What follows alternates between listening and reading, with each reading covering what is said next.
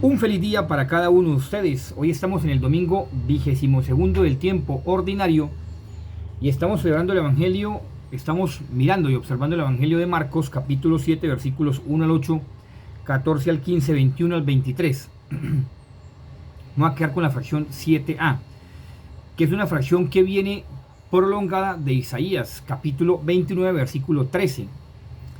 Es algo curioso porque, si bien es cierto que dentro de las investigaciones de los textos sagrados, en especial no es mi especialidad, doctor en Sagrada Escritura no lo soy, pero sí me acerco a la Sagrada Escritura en la parte dogmática, en la llamémoslo así, en la visualización del contenido sintético, sistemático, abstracto, de lo que es la palabra del Señor en cuanto a beneficio del creyente para que se optimice, llamémoslo así, se optimice su estancia vital humana para alcanzar la salvación.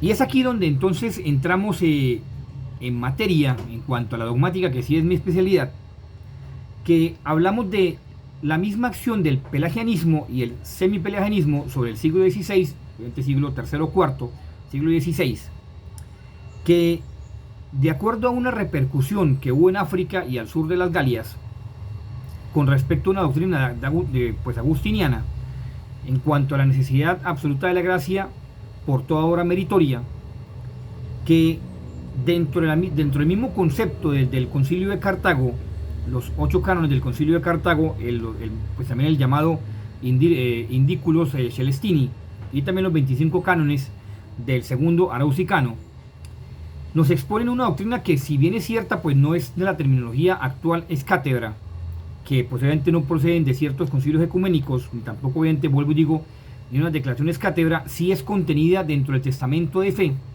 que se puede llamar apostólica, y que dentro de los 2 primeros cánones del concilio de Cartago se habla precisamente del pecado original, y el tercer canon habla del famoso Tertium Extravagans, que al mismo tiempo el Indiculus Celestini, o Celestis, como se quiere llamarlo, habla del famoso status integratio, como se quiere llamarlo.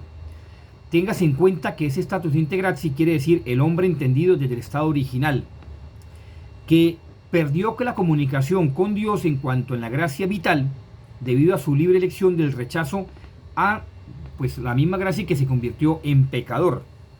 Pues estos concilios hablan con respecto a eso, que mucho más adelante la teología reformista acusa a la teología tradicional de tener ciertas corrientes pelagianas del pelagianismo con respecto a esta frase que dice de esta forma, dice faciem quasis in Deus, non denegan gracia, es decir, a quien hace lo que está en su mano, Dios no le niega la gracia. Eso es lo que está hablando estas corrientes reformistas, que malinterpretan, tergiversan y por tanto no hacen, es decir, tergiversan o trastocan todo el sentido del magisterio apostólico, haciendo creer un error como si fuera verdad. Mire la gran diferencia, o sea, una manipulación de un error como si fuera una verdad. Cosa que la Iglesia va a hablar mucho más adelante, obviamente en esos conceptos probablemente primarios, en cuanto que la gracia no suprime al libre albedrío, por el contrario los pone de forma propia, auténtica, para que sea libre. También los pone el canon 9 del Indiculus Celestini, como quiera decirlo, que este mismo canon habla del famoso ut nos cooperatoris simus gratia Dei. Todos somos cooperadores de la gracia de Dios, a los méritos que Dios nos da, méritos que obviamente también hemos recibido en cuanto a la gracia de Dios, por los dones que del mismo hemos recibido, para que entonces a través de nuestro libre albedrío podamos adquirir la salvación. Y que esta misma cooperación del libre albedrío, la cooperación del libre albedrío redimido, es necesaria para la salvación, lo que llama el consecutive, en teología dogmática consecutive, es decir, el después de, es decir, la cooperación de la gracia, de forma que los que ya son santos, que ya obviamente ya han sido consumados, lo que llama in patria en teología dogmática, pues ya están exentos de eso, porque ya están en la vida eterna con Dios, en el reino eterno, en el reino con Dios. Por el contrario, nosotros estamos expuestos de forma muy cercana al pecado venial constantemente, y al pecado mortal en la medida que usted lo acepte en su libre albedrío. Ahí ya está el inconveniente. Cosas que algunas tesis reformistas no lo aceptan. Y que precisamente por eso el canon 5 del segundo ente arausicano dice de una forma muy concreta y precisa que aquel que se oponga directamente a que usted, obviamente por medio de la gracia, adquiere el bautismo, que no solamente es inspirado por el Espíritu Santo, sino también por la gracia, sino que usted contradice eso, usted está yendo en contra de los dogmas de fe. Eso es decir, como unos dogmas apostólicos, entiéndase dogmas apostólicos como la tradición apostólica, es decir, de viva voz de los apóstoles. Los apóstoles lo que están hablando de esa forma.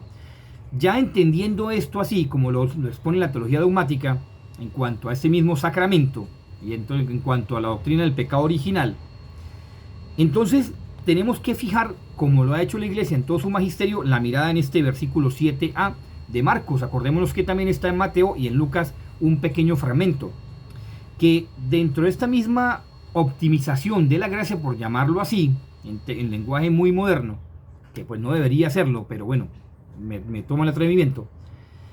En esta optimización de la gracia, entonces vamos a ver este pasaje que interesante, porque Marcos, primero el texto de Marcos fue expandido por diferentes comunidades greco-cristianas y también judeo-cristianas, que hace parte del famoso o bien llamado Evangelio de la Justicia, porque expone a un Cristo siendo Dios, que por él ningún poder se le puede superar. Antes bien, él tiene sometido todo poder.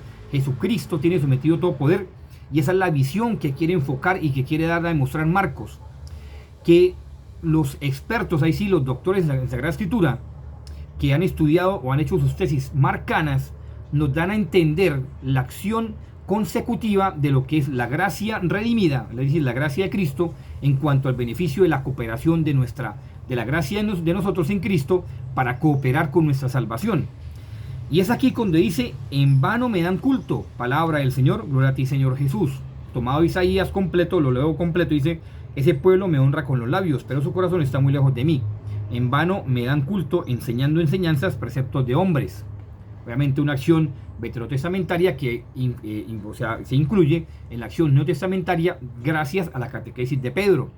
Y esto es lo que los exégetas de todos los tiempos, obviamente Justino, obviamente también Eusebio de Cesarea, que miran con cierta observancia, con detenimiento, por qué Marcos lo incluye. Y por eso este fragmento que del Evangelio de Marcos, que viene, valga la redundancia, viene fragmentado, pues la ardua tarea de los grandes, obviamente, teólogos de aquel tiempo, biblistas, por llamarlo así, tenían la gran responsabilidad de ir colocando los textos de forma ordenada, no cronológica, de forma ordenada, para que entonces se entendiera y minuciosamente entender los caracteres que cada uno de ellos escribía. Una ardua tarea, para que hoy en día los hermanos protestantes digan que ellos solamente se basan en la Sagrada Escritura, sabiendo que eso viene de un trabajo arduo, exegético, muy preciso de la misma Iglesia católica apostólica y romana.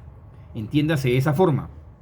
Bueno, esto entonces, observando ese texto en arameo, como dice el arameo, la Shamleyah, que viene de la traducción hebraica, que obviamente se dice de esta forma: el Yohdija Mimeni, que me honra con los labios, y su culto es vacío. Marcos lo expone Lam Shamleyah.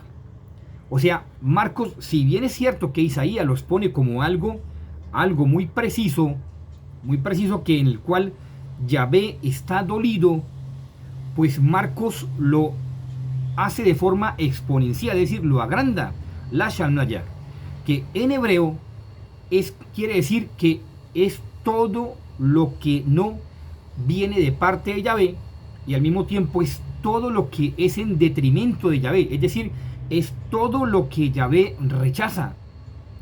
O sea, que está tan vacío que el hombre está lleno de todo lo que Dios, o sea, entiéndase Yahvé como Dios es el que soy, yo soy el que soy, que el hombre está lleno de todo lo que Yahvé ha rechazado.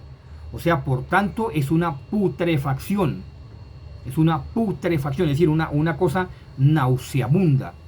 Es el término más preciso en cuanto a la determinación de los caracteres que utiliza Marcos. Entonces hay que preguntarnos hoy, el día de hoy, domingo 22 del tiempo ordinario, Si usted, claro, uno no se puede oler su propia alma, porque son obviamente unas condiciones sobrenaturales, que son obviamente, no soy teólogo espiritual, son cosas de gracia gratis dadas, que usted el día del juicio sí se va a oler lo que es lo nauseabundo del pecado. Solamente refiero ciertas apariciones de santos muy reconocidos por la iglesia, de lo que han olido el pecado, la putrefacción del pecado. O sea, la putrefacción del pecado. Entonces hay que preguntarnos, ¿usted está en olor de gracia, de santidad? ¿O por el contrario, usted está en olor de putrefacción? O sea, usted está convirtiéndose verdaderamente a Dios, oliendo a santidad, o por el contrario, usted está en olor de putrefacción. Usted es el que tiene que saber. ¿Cómo lo sabe usted? Fácil, de simple lógica. Mire los mandamientos del Señor, mire lo que Dios quiere para su vida, mire lo que Dios ha puesto en su iglesia católica, apostólica y romana. Si cumple usted los preceptos que Dios le ha puesto, pero ojo, no por condición, sino verdaderamente por amor a Dios. Si usted los cumple, bienvenido sea. Si no los cumple, piense y repiense, porque usted entonces está, como dice Marcos, que lo toma el profeta Isaías, y mientras Isaías lo dice, el Yohria Mimeni, Marcos lo pone la Shamlayah. Todo lo que está en contra de Yahvé, lo que huele a putrefacto, a feo, a horrendo, es lo que hace parte de ese hombre. Y por tanto es lo que detesta Yahvé. Entonces, usted está haciendo lo que Yahvé detesta, o por el contrario, está haciendo lo que Yahvé le agrada. O usted está haciendo lo que a Cristo le agrada, o está haciendo lo que a Cristo le desagrada. Es la respuesta, cada uno tiene su respuesta de forma personal. No me queda nada más sino desearle lo mejor, indispensable. Santo Eucaristía, Santo Rosario, Vita al Santísimo, horas de caridad y confesión. Que esté muy bien. María, Reina de la Paz, ruega por nosotros. San José, terror de los demonios, ruega por nosotros. Le recuerdo la pregunta. ¿Usted está oliendo a olor a santidad o está en olor de putrefacción? Usted es el que tiene que saber. Algunos como le pasó al Padre Pío, el caso de una mujer que muy famosa y todo, una loción muy cara, riquísima, muy exquisita, y el Padre Pío le dijo, a pesar de que su cuerpo emana ese olor tan delicioso, su alma está putrefacta. ¿Será que nosotros también estamos así? Cada uno de nosotros pensemos. Les deseo que la bendición de Dios esté sobre cada uno de nosotros a través de María Santísima y San José, y que empecemos a hablar a santidad, empecemos a hablar a santidad. Dios los bendiga. No me queda nada más sino desearles un feliz día para cada uno de ustedes, que la Virgencita María nos cubra con su manto maternal de amor, mediante su inmaculado corazón, y nos permita oler a ese olor de santidad. Que San José también nos permita oler ese olor de santidad, para que estemos eternamente con Dios por toda la eternidad y no estén en el infierno oliendo a putrefacto. Dios los bendiga, que estén muy bien. Feliz día para cada uno de ustedes.